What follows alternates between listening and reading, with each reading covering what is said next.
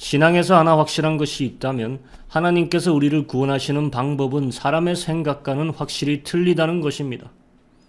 인류를 구원하실 하나님의 가장 대담한 계획이 결국 힘없이 죽을 그의 아들 예수라는 것을 통해서 보여주셨듯이 우리의 환난에서 우리의 위기에서 우리를 구하시는 하나님의 방편은 인간의 생각과 너무나 다릅니다.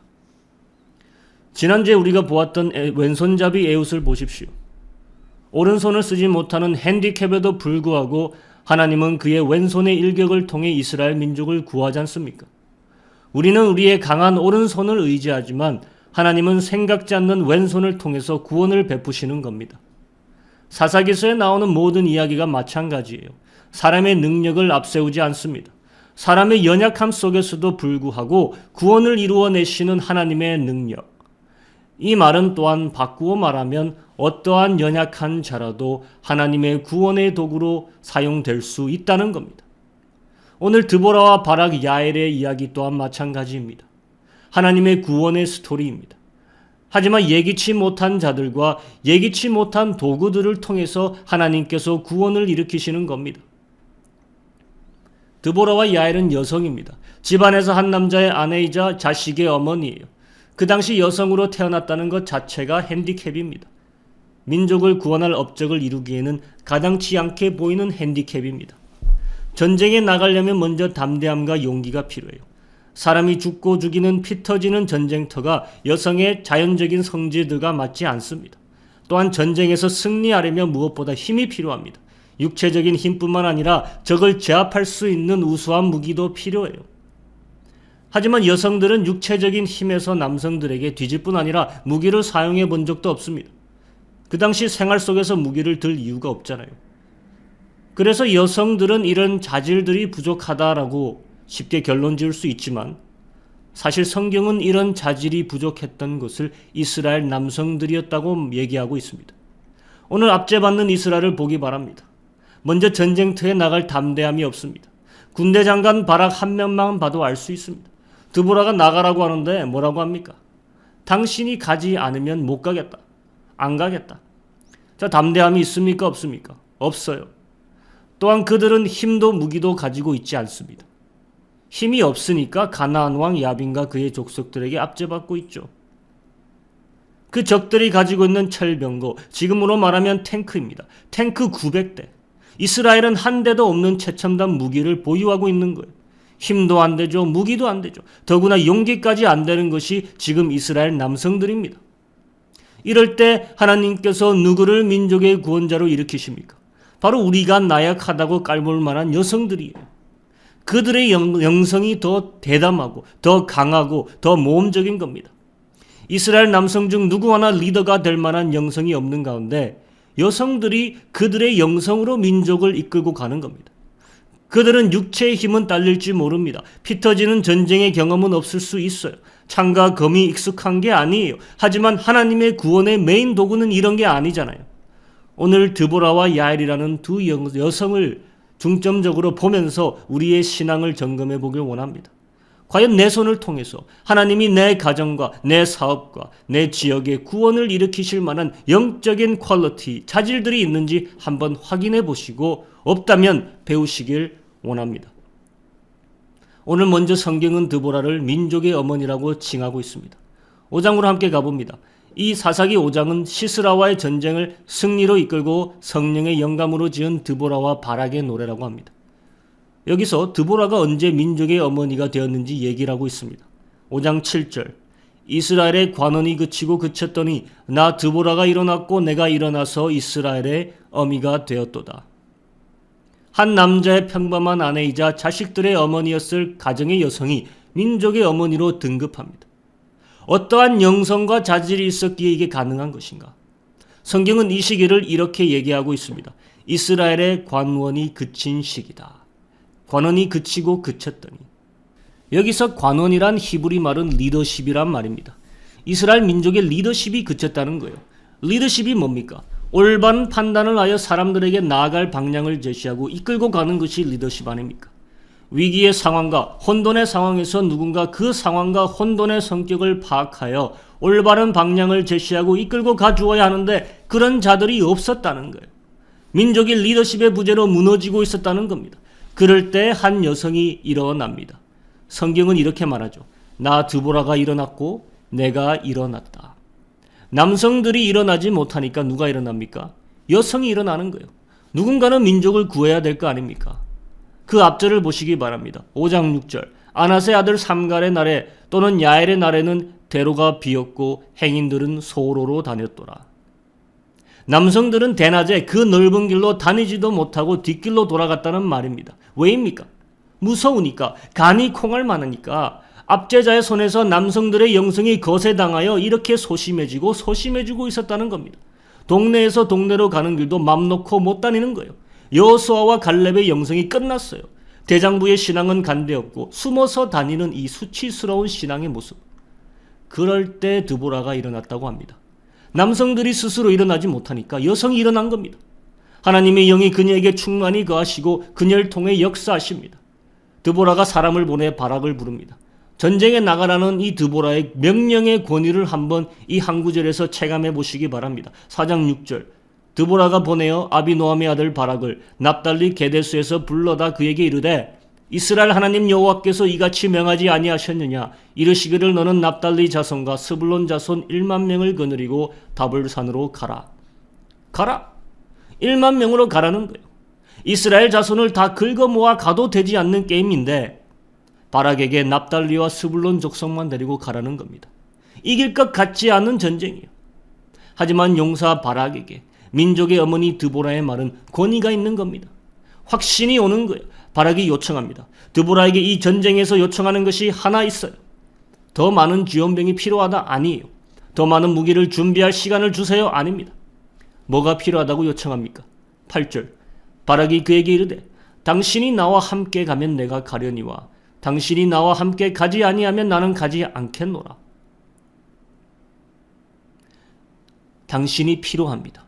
당신이 가지 않으면 난 갈 수 없습니다. 이 말이에요. 이 구절을 보고 바락의 용사 같지 않은 모습, 남성들의 대담하지 못한 모습을 말할 수 있습니다. 하지만 반대로 생각해 보십시오. 얼마나 드보라가 든든했으면, 얼마나 드보라라는 여성이 믿음직스러웠으면 같이 가달라고 합니까? 우리가 어렸을 때 처음 유치원이나 학교 갔을 때 무서웠잖아요. 가기 싫다고 막 울었잖아요.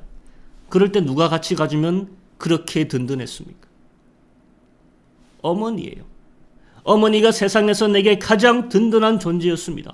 어머니의 존재감이 그렇게 위대한 것입니다. 오늘 용사 바락이 그런 승산 없을 것 같은 전쟁에 요청하는 한 가지는 그냥 민족의 어머니 당신이 우리와 함께 가달라는 겁니다.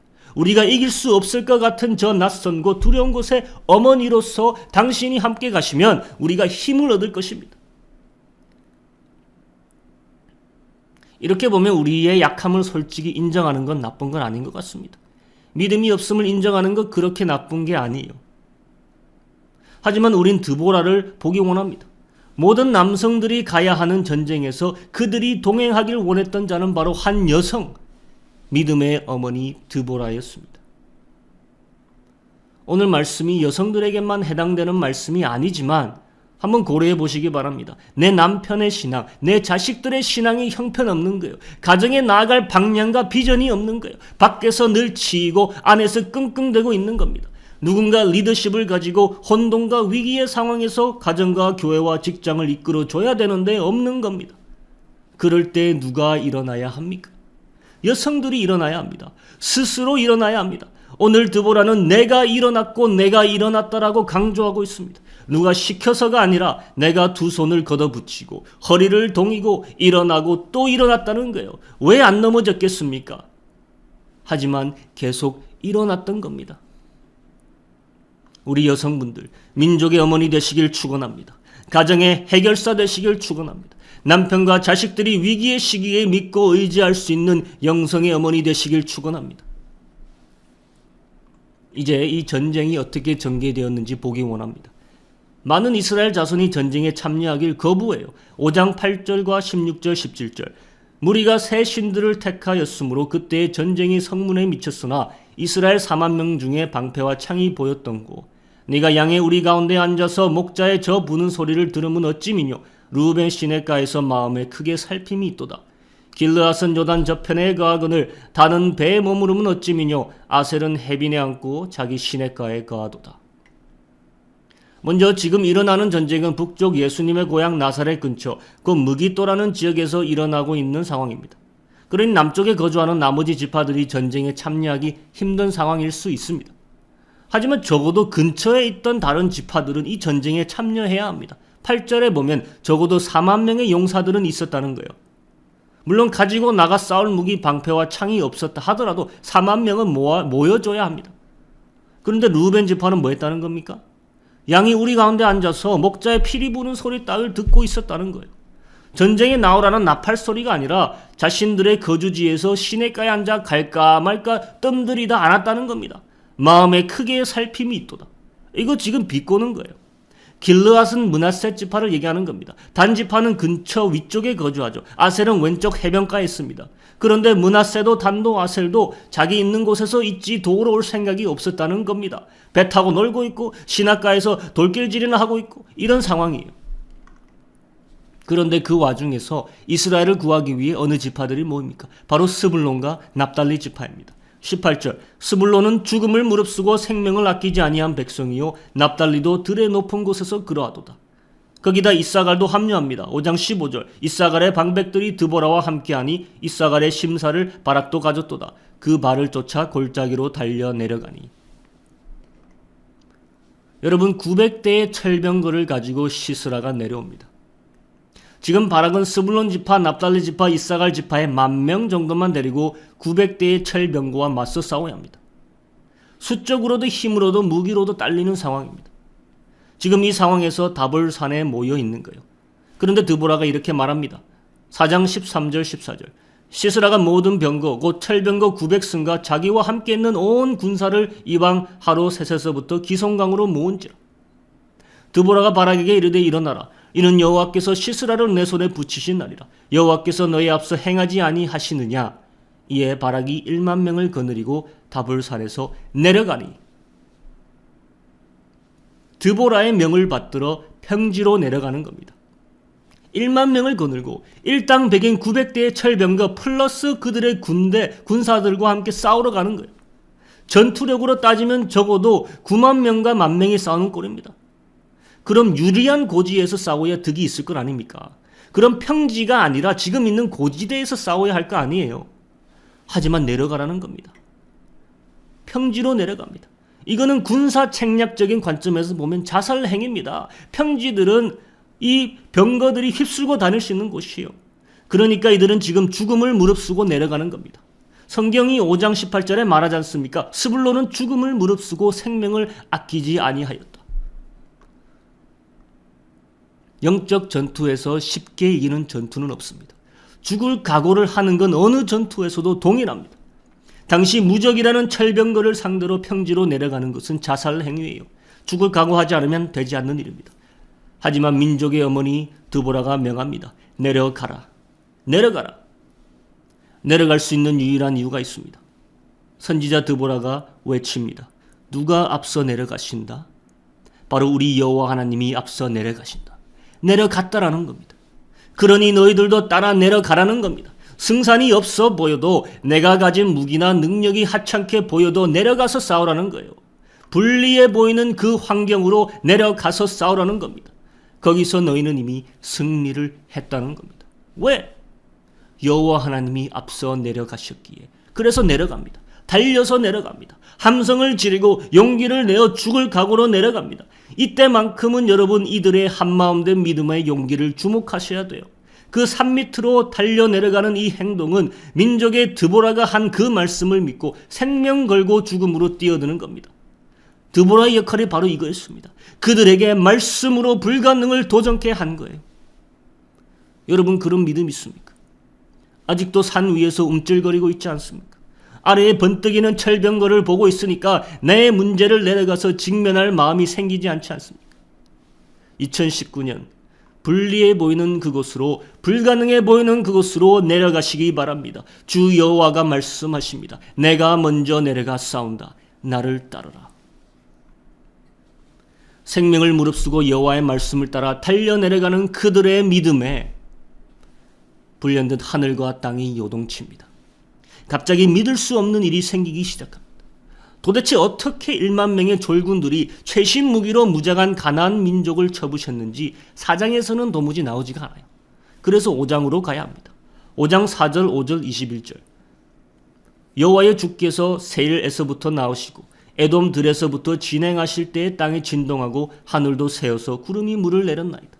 산들이 여호와 앞에서 진동하니 저 신의 산도 이스라엘 하나님 여호와 앞에서 진동하였도다. 기송강은 그 무리를 표류시켰으니 이 기송강은 옛 강이라.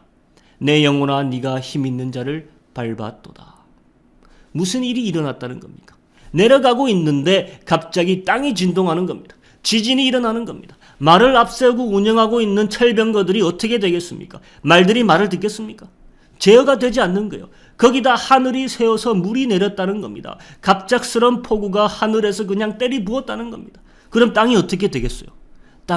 마른 땅이 진흙으로 바뀌는 거예요. 병거가 진흙에 처박히는 겁니다.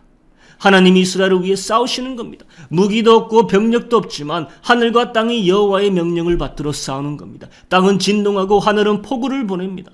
시스라의 군대는 영문을 모르고 사태가 어떻게 되는지 알 수 없었겠지만 그들을 향해 돌격하고 있는 이스라엘은 알았습니다. 그들의 눈이 뜨이는 거예요. 믿음을 가지고 아무것도 모른 채 달려내려갔지만 달려내려가 보니 이제 하나님이 우리를 위해 어떻게 싸우시는지 뚜렷이 보이기 시작하는 겁니다. 영안이 열리는 거예요. 여러분도 이 영안이 열리시길 축원합니다. 계속 비가 내리니까 21절을 다시 봅니다. 5장 21절. 기송강은 그 무리를 표류시켰으니 이 기송강은 옛 강이라. 내 영혼아 네가 힘있는 자를 밟았도다. 옆에 있던 기송강이 범람하는 거예요. 병거들이 물에 잠기기 시작하는 겁니다. 가나안 족속들은 이 철병거가 자신들의 가장 믿음직스러운 승리의 도구라고 생각하고 모든 것을 거기에 걸었습니다. 그런데 이제 거기 있다가는 수장당하기 직전이 된 겁니다. 모두가 병거를 버리고 달아나는 겁니다. 이스라엘 백성은 하나님의 말씀에 모든 것을 걸고 내려갔죠. 그러니까 모든 것이 열세였지만 하늘과 땅에 돕는 겁니다. 여호와 하나님이 나와 같이 싸워주시는 겁니다. 2019년 모든 것이 열세로 시작하는 상황일 수 있습니다. 하지만 상관없습니다. 전쟁의 승리는 하나님이 우리와 싸운 시냐에 달려있는 겁니다. 우리 뭐만 붙잡고 내려가면 됩니까? 하나님의 말씀입니다. 이들이 달려 내려갈 때 이들의 생명의 담보는 바로 그 말씀뿐입니다. 하나님의 말씀이 가라고 했기 때문에 거기에 생명을 담보로 하고 내려가는 겁니다. 이것이 승리의 요인입니다. 여러분의 생명을 말씀의 담보로 거시길 축원합니다. 그런데 하나 이 전쟁의 승리에 대해 짚고 넘어갈 게 있습니다. 전쟁에서 지휘관들은 주로 병력 뒤에서 명령을 내리죠.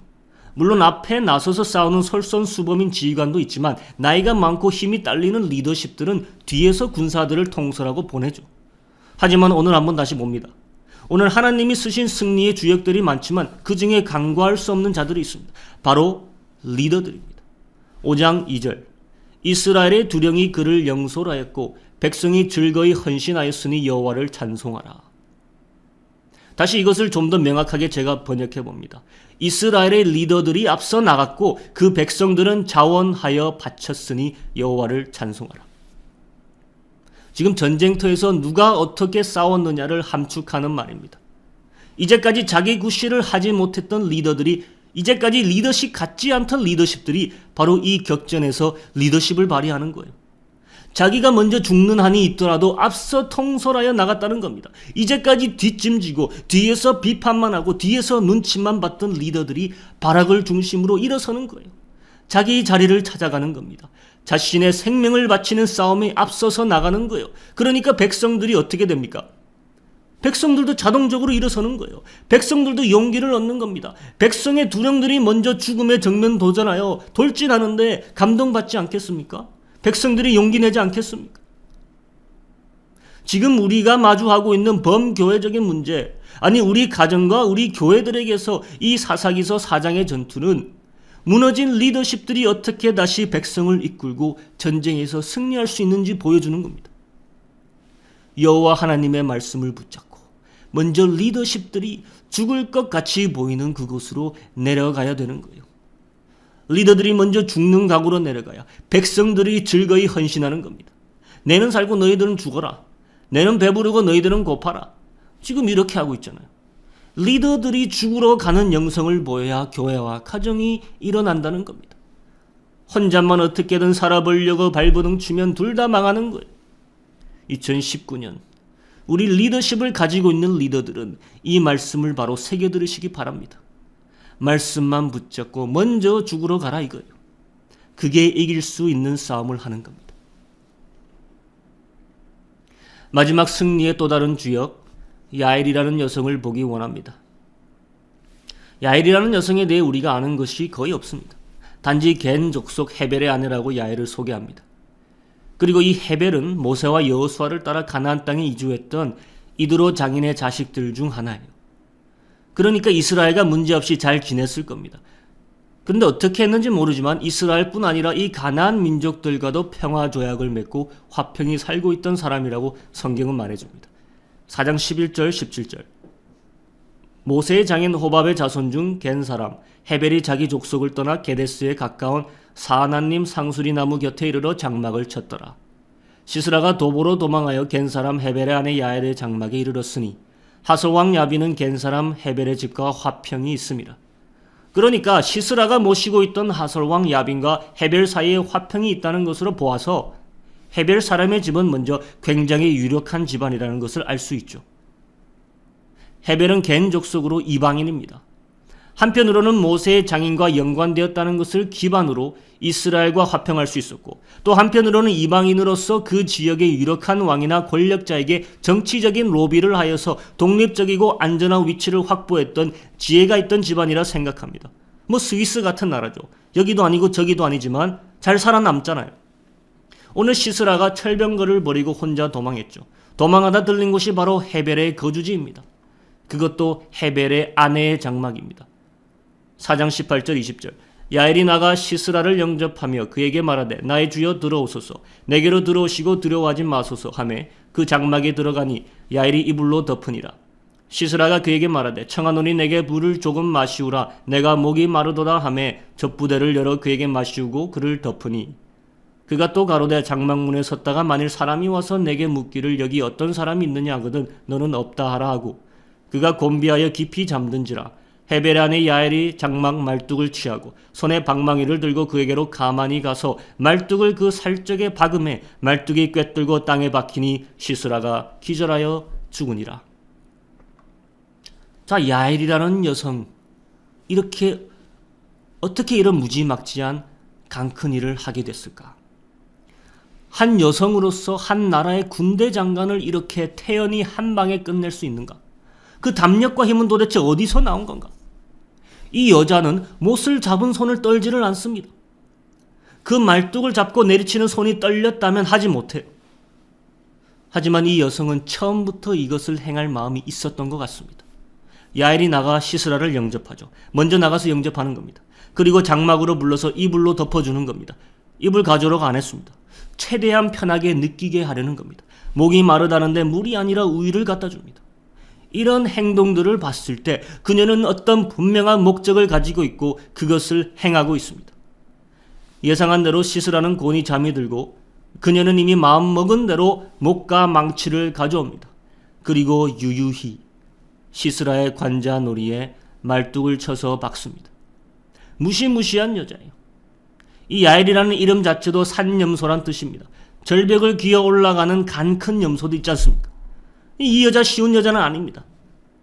이렇게 무시무시한 여자와 한평생 사는 그 남편 하벨 맘 편히 살기 힘들 것 같습니다. 그 사건 이후로 아내한테 무지 잘했을 것 같아요. 그런데 성경은 이 무지막지한 여성에 대해 극찬을 아끼지 않습니다. 분명히 잔혹하고 무시무시한 일을 저지른 여인이라 할 수 있죠. 남편의 발행과 상관없이 행동한 것도 있습니다. 분명 남편은 시스라와 평화 조약을 맺은 입장입니다. 하지만 야엘은 그 조약을 맺은 것을 이용하여서 방심하게 만들고 속여서 암살을 자행하는 겁니다. 조약을 철저히 깨는 겁니다. 사람의 도리가 아니죠. 그런데 성경은 그녀를 이렇게 극찬하고 있습니다. 사사기서 5장 24절 겐 사람 헤벨의 아내 야엘은 다른 여인보다 복을 받을 것이니 장막에 거한 여인보다 더욱 복을 받을 것이로다. 자, 이것을 제대로 해석하면 여인들 위에 가장 축복받은 여자 야엘이요. 이런 말이에요. 성경에 대단한 여자들이 많지만 가장 영광스러운 축복의 타이틀을 받은 여자가 바로 이 야엘이에요. 이 여자는 다름 아닌 이방인 여자죠. 사람을 끔찍하게 죽인 무서운 여자입니다. 우리가 생각하는 기준과 성경은 확실히 틀립니다. 그럼 성경이 그녀를 그렇게 극찬하는 이유가 무엇일까? 만약에 우리가 그녀와 같은 동일한 상황에 있었더라면 하나님 보시기에 가장 올바른 선택은 이 야엘이 한 행동이라는 겁니다. 부정할 수 없는 사실이에요. 바락이 오기까지 기다렸다 그를 인도한 것도 아니에요. 남편한테 상의하고 일을 진행한 것도 아닙니다. 자기 손에서 자기 손으로 끝장을 보는 이 대범한 행동이 성경의 관점으로 보기에는 가장 칭찬할 만한 모든 신앙인들의 귀감이라는 것입니다. 성경은 야벨의 그런 행동을 한 마음의 동기, 그녀의 신앙의 정도를 전혀 설명하고 있지 않습니다. 하지만 하나 확실한 것은 그녀는 선택해야 할 기로에서 주저하지 않았다는 겁니다. 이스라엘과 가나안 사이에서 주저하지 않았습니다. 평화의 때와 전쟁의 때를 확실히 구별하였습니다. 자신에게 돌아온 기회를 놓치지 않았습니다. 그녀는 야빈 왕가의 화친을 깨매 전혀 주저함이 없었습니다. 마치 그 화친을 깨지기를 기다려왔던 것처럼 보입니다. 만약 그녀가 뒤늦게라도 이스라엘의 편에 서길 원했다면 그저 자고 있는 시스라를 바락에게 인도하면 되는 겁니다. 그것만으로도 칭찬받을 만한 거예요. 하지만 성경이 그녀를 칭찬하는 이유는 이게 있습니다. 그녀는 이스라엘을 대신해서 그녀의 손으로 이스라엘의 대적에게 합당한 심판을 내리고 있기 때문입니다. 하나님께서 심판의 도구로 그녀를 쓰시려 하실 때 그녀는 단번에 응했다는 거예요. 이스라엘이 시스라의 손에 당한 수치와 고난을 성경은 단 한 구절로 요약하지만 의미심장합니다. 4장 3절로 가봅니다. 야빈 왕은 철병거 900승이 있어서 20년 동안 이스라엘 자손을 심히 학대한 고로 이스라엘 자손이 여호와께 부르짖었도다. 그냥 압제자로 다스린 것이 아니라 성경은 이스라엘을 학대, 그것도 심히 학대하였다고 합니다. 20년 동안 심히 학대받는 세월 생각해 보십시오. 정말 긴 세월입니다. 하벨의 가문이 중립적인 입장을 지켰다 한들 이스라엘이 당한 고난과 악행을 이 여성 야엘은 나름대로 생각하고 있었습니다. 자신만의 뚜렷한 신앙의 옳고 그름의 가치관이 있었다는 거예요. 자기 멋대로의 가치관이 아니라 하나님의 의와 공의에 대한 가치관이 분명했고 또다시 언젠가 이스라엘에게 주실 승리의 확신이 있었다는 겁니다. 그렇지 않았다면 말뚝과 망치를 들지 않았을 겁니다. 지금 말뚝과 망치는 아무 생각 없이 들 수 있는 도구가 아니에요. 그건 하나님이 20년 동안의 박해와 억압의 생활에 종지부를 찍으시고자 쓰시려는 의미 있는 구원의 도구입니다. 구원의 역사를 여성인 자신의 손에 붙이시고 있는 그 목적과 상황을 본능적으로라도 이해할 수 있는 안목이 있어야 이런 일을 저지를 수 있는 겁니다. 가장 축복받은 여성 야엘이요. 그녀는 이스라엘을 20년 동안 철병거로 수치스럽게 학대한 시스라, 곧 하나님의 적이 여자인 자신을 통해 심판받는다는 현실을 받아들일 수 있는 시야가 뜨여있는 여성이었어요. 보통 여성이었다면 그런 현실을 받아들일 만한 정신적인 프레임이 갖춰지지 않습니다. 하지만 이 여성은 하나님의 구원의 역사의 뜻이 미천한 여성인 자신에게 돌아왔다는 것을 적극적으로 수용하는 겁니다. 수용하게 되니까 적극적으로 행동하게 되는 거예요. 두려움이 없는 겁니다. 무섭고도 대담한 일이지만 하나님의 섭리에 자신이 쓰이고 있다는 현실에 바로 반응하는 겁니다. 손 하나 떨리지 않고 눈 하나 깜짝하지 않습니다. 성경에서 가장 비슷한 축복의 말을 들은 여성이 하나 더 있습니다. 바로 주님의 모친 마리아죠. 가브리엘이 그녀를 방문하고 비슷한 축복을 합니다. 자신의 친족 엘리사벳도 성령에 감동되어서 그녀를 동일하게 축복합니다. 여자 중에 네가 복이 있도다. 야엘과 마리아의 가장 비슷한 점은 둘 다 자신에게 닥친 하나님의 상상할 수 없는 거대한 섭리를 바로 수용하고 따르고 그것을 행동으로 옮기는 그 마음의 깊이입니다. 거대한 안목을 가지고 있는 거예요. 주저하지 않습니다. 하나님이 쓰시기에 너무 쉬운 거예요. 둘 다 하나님의 적의 머리를 깨부시는 일에 공헌합니다. 어떻게 보면 야엘의 이야기는 메시아적인 암시가 있는 에피소드라고 봅니다. 이제 여러분 들은 말씀 마무리하시기 바랍니다. 오늘 사사기서의 승리, 하나님이 주도하신 결과입니다.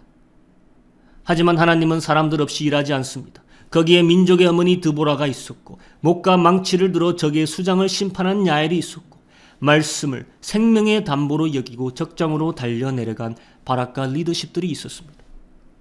2019년 내가 본받아야 될 그들의 신앙의 모습이 무엇일까? 이제 선택하시기 바랍니다.